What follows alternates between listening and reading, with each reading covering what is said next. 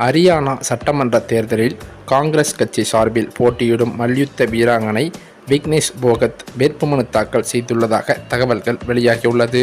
ஹரியானாவில் உள்ள 90 சட்டப்பேரவை தொகுதிகளுக்கு அக்டோபர் 5 ஒரே கட்டமாக வாக்குப்பதிவும் நடைபெற இருப்பதாகவும் சொல்லப்பட்டு வருகிறது.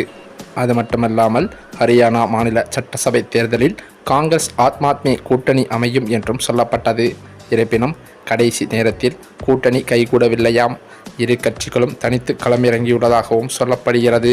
இதற்கிடையே அங்கு என்னதான் நடந்தது என்று பார்த்தால், கூட்டணி அமையாமல் போக என்ன காரணம் என்பது குறித்த தகவல்கள் தற்போது வெளியாகியிருக்கிறது. ஹரியானா மாநிலத்தில் வரும் அக்டோபர் 8 ஒரே கட்டமாக தேர்தல் நடைபெற உள்ளது. அங்கு பாஜக ஆளும் கட்சியாக இருக்கும் நிலையில் காங்கிரஸ் பிரதான எதிர்க்கட்சியாகவும் இருக்கிறது.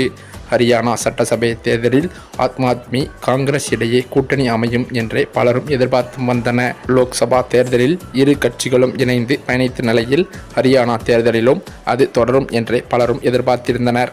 காங்கிரஸ் தலைமை இதில் நேரடியாக தலையிட்ட போதிலும் கூட்டணி அமையவில்லை. ஆம் ஆத்மி தனது வேட்பாளர் பட்டியலை தனியாகவே வெளியிட ஆரம்பித்தும் விட்டது. இதற்கிடையே பார்த்தால் ஹரியானா சட்டசபை தேர்தலில் என்னதான் நடந்தது, கூட்டணி ஏன் அமையவில்லை என்பது குறித்த தகவல்கள் தற்போது வெளியாகி பெரும் பரபரப்பையை ஏற்படுத்திவிட்டது.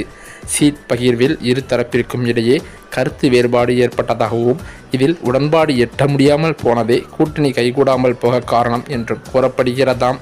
ஆம் ஆத்மி கட்சிக்கு காங்கிரஸ் ஒதுக்க முன்வந்த இடங்கள் கெஜ்ரிவாலுக்கு மகிழ்ச்சியை தரவில்லையாம். அதிக சீட்களை ஆம் ஆத்மி எதிர்பார்த்த நிலையில் காங்கிரஸ் அதை ஒப்புக்கொள்ளவில்லை என தெரிகிறது.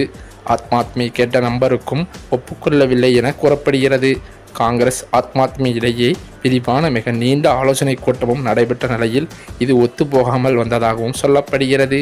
ஹரியானாவில் மொத்தம் 90 சீட்கள் இருக்கும் நிலையில் முதலில் 10 தொகுதிகளை ஆம் ஆத்மி கேட்டுள்ளது. இருப்பினும் 10 தொகுதிகளுக்கு வாய்ப்பே இல்லை என ஆரம்பத்திலேயே காங்கிரஸ் மறுத்துவிட்டதாம். பேச்சுவார்த்தை தொடர்ந்த நிலையில் ஒரு கட்டத்தில் 5 தொகுதிகளாவது ஒதுக்க வேண்டும் என ஆம் ஆத்மி கேட்டுள்ளது. ஆனால் அதற்கும் காங்கிரஸ் ஒப்புக்கொள்ளவில்லையாம்.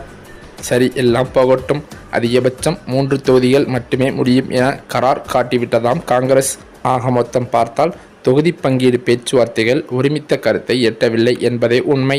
மேலும் தேசிய அளவில் எதிர்க்கட்சியான இந்திய அணியில் அங்கம் வகிக்கும் ஆம் ஆத்மி கட்சியும் காங்கிரஸ் கட்சியும் அக்டோபர் 5 நடைபெறவுள்ள ஹரியானா தேர்தலில் தனித்து போட்டியிடும் என்று எதிர்பார்க்கப்படுகிறது.